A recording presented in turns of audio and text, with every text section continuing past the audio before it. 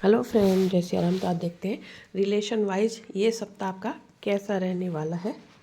The fool, 8 of pentacles, the page of cups.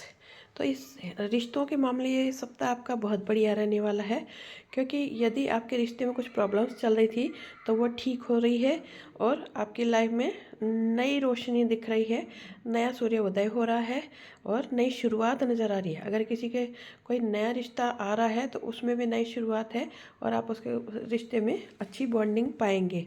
साथ ही आपने अब तक जो भी रिश्ते रहे उनमें मेहनत करी है, अपने एफर्ट्स डाले हैं, उन एफर्ट्स के बल पे आप अपने सारे रिलेशंस को ठीक कर पाए हैं और आपको उन रिश्तों में एक सुरक्षित बॉन्डिंग दिखाई देगी। साथ में आप अगर किसी कोई ऐसा रिश्ता है जिसमें अभी कन्फ्यूज़न चल रहा है तो आप पहले दोस्ती का रिश्ता निभाएं, उसके बाद ही वो रिश्ता आपका दूसरे लेवल पे पहुंचेगा। Thank you.